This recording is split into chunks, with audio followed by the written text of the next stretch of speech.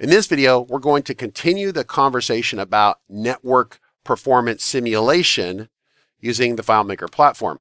Now, this is part 2 of our 2-part video. Part 1, we cover the introduction and what we're doing and why it matters, and we also covered the terminology. So if I'm saying words here that you don't understand what they mean, definitely go back to the previous video, watch that, and that way you're up to speed. So this is where the rubber meets the road, as they say in business. This is where we're going to do it for real. So moving on to our screen over here. So as you can see, I'm on Apple's developer login website. And what I've done here is I went ahead and created a test email account. And what I wanted to do was verify that you can get the network link conditioner totally free, which is still the case. Now, Apple's developer program has a free tier, and that's all you really need. And to get this, all you have to do is provide them an email address and a password you want to use. So I'm going to put my password in here. I'm going to sign in. So of course, if you don't have a developer account, you have to create one, and it is free. Now, once you're in here, you can go to the download tools section.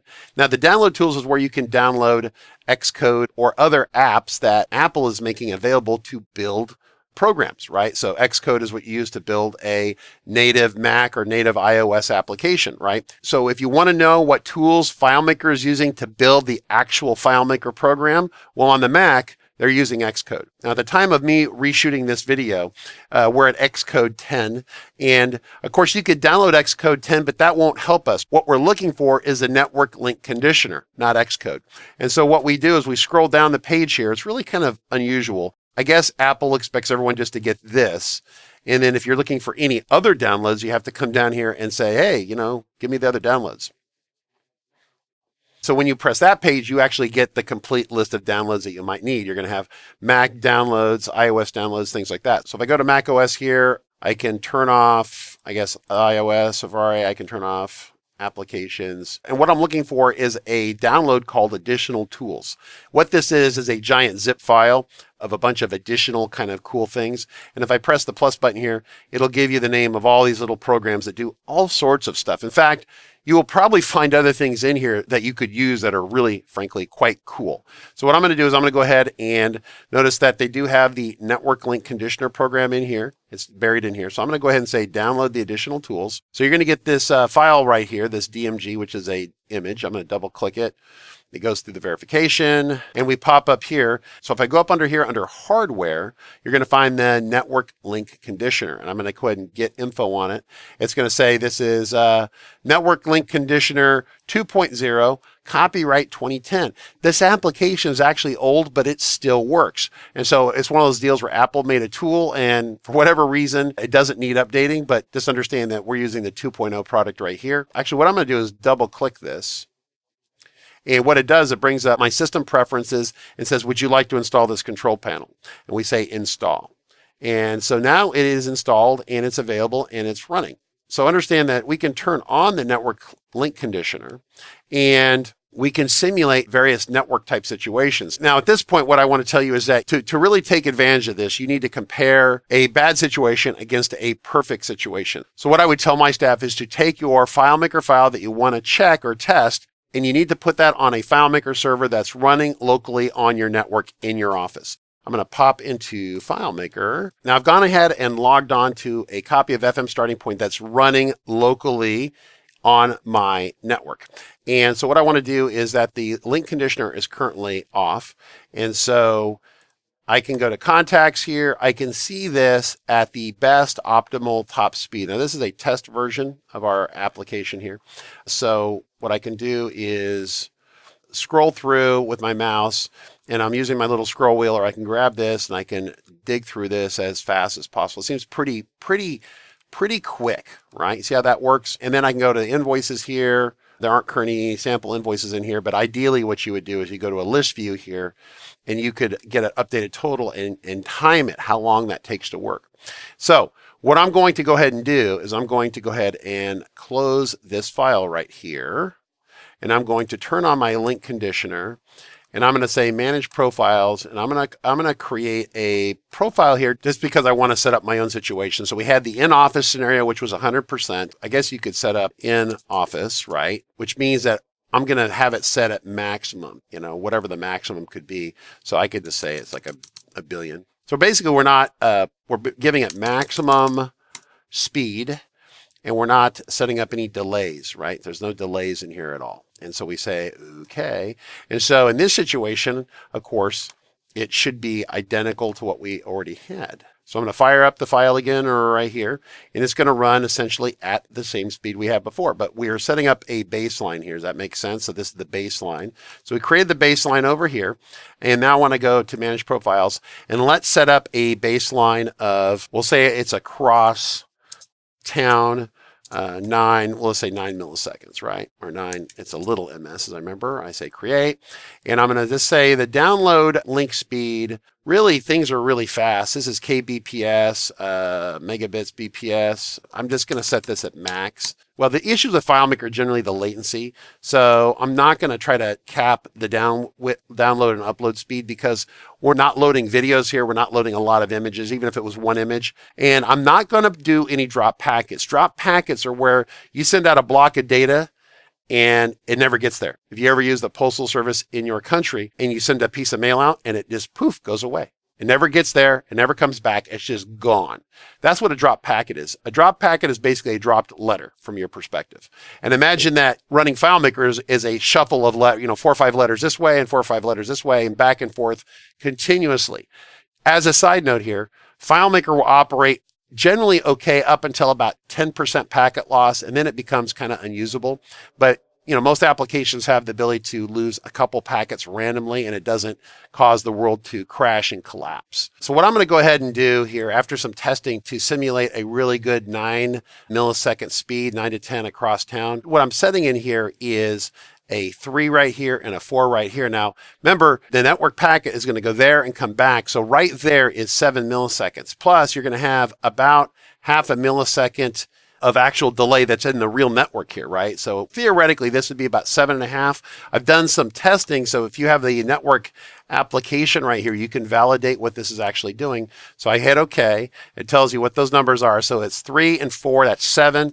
And if I open the network tool here, I'm going to actually ping my network right here. And I'm getting the 7.5, but I'm getting an extra couple. So the goal is to basically adjust these to make sure you get what you want here. And so this is a good speed for an across town network. And I'm going to go ahead and fire back up over here to FileMaker. Now, notice I didn't have to shut FileMaker down to test this, right? The problem is that FileMaker caches the data locally. And so it's kind of like a trick where you have to reset FileMaker in order to get rid of the caches or to test it, right? If I go ahead and quit FileMaker, I close it out, that'll blow out the data cache, not the layout caches. That's a separate conversation where we talk about performance. That started in FileMaker 15, I think, time frame. I'm going to reopen that specific file, and it's going to pop open. Now, I'm on my crosstown network here. I'm going to go to the contacts right here, and I'm going to go to my list view, and I'm going to scroll down, and it still seems pretty quick. A little bit of a lag going back up there, but it still seems pretty quick. Once again, starting point is engineered specifically with this in mind, right? So that's the idea, right? And we have about 5,000 records in here. It's really not that many. So what I'm going to do is I'm going to go ahead and close FileMaker again. And I'm going to go ahead and actually quit FileMaker. And I'm going to dial these numbers up to maybe what we would see to the local Amazon data center here on the West Coast. And so I'm going to create a manage profiles. I'm going to take this profile here. I'm going to actually duplicate the profile. I'm going to call it 35 millisecond, right? That's what we're going to call that one. So I'm going to say it's about 18 down and about 18 up, thereabouts, maybe 15 up. There we go. Try that. I'm going to run a simulation test here on my network utility to actually see what that is doing. Now we're getting real nice numbers here to 35 millisecond. Go ahead and close that off. Go back into FileMaker. So I've reopened my FileMaker file, and we are simulating successfully at about 35 milliseconds. I'm going to hit contact right here. I'm going to go to list view, and I'm going to scroll down, right? And so once again, the performance, now see that going back up, it's a little harder on it. It's struggling, right? And so that's what you're starting to see. You're starting to see a performance drop off there. If we were over in invoices, you could do a list view, get a total of a bunch of numbers here, and you would see how that performs differently. It starts to drop off. Now, it's still pretty usable. And once again, starting point is designed to be very fuel efficient, right? So if I flip this over here, see that little bit of delay there? See, I move it. So watch carefully here. I'm going to move over here, delay. So I'm going to click 1/1000. It's about a full second before this data comes back to me. That's where it starts to become noticeable. Now, if you build a FileMaker solution poorly, you don't follow some of the guidance or recommendations we make in these videos, and this actually happens all the time. What you're going to end up seeing is that you're going to see your performance drop off sooner. Now, in starting point's case, we're still going really good here. And so what we want to try to do is make it kind of crappier. So I'm going to quit FileMaker again. I'm going to dial, I'm going to manage profiles. I'm going to duplicate this profile. I'm going to dial it up to what we would see across country from the East Coast to the West Coast. I'm going to say normally that's about, on best days, about 80 milliseconds. I'm going to say it's about 90 because that's pretty typical. So I'm going to duplicate. It's called 90, although I could rename it. Let me call it 90 ms. And rename. And then what I'm going to do to get 90, I'm going to go 45 and about 40. Okay. I'm going to hit OK. And then what I have to do is you have to select it right here to get it to activate. Okay. And I'm going to go ahead and test it to make sure it is actually giving me what I think I'm getting. I'm going to hit ping. And yeah, 88, 87. Yeah, that looks real good. Good simulation right there. Close that off. Go back to FileMaker. Fire it up. Now keep in mind, the network link conditioner is affecting all the traffic on this computer, even your web browser. So if you go and want to surf YouTube or do something like that, you're going to see what happens on all apps. In fact, one time, as a side note, it's really kind of funny.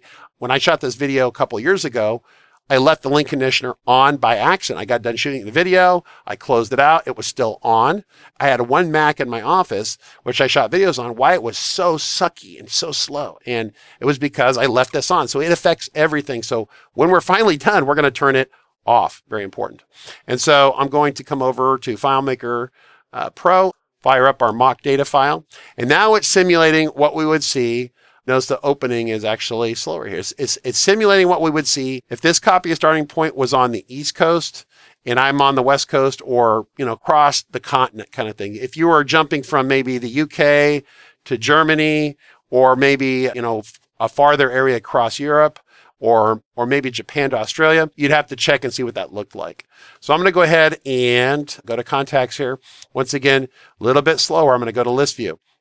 Okay, that came up pretty quick, but as I go down here, it's starting to struggle a little bit going down. If I go backwards here,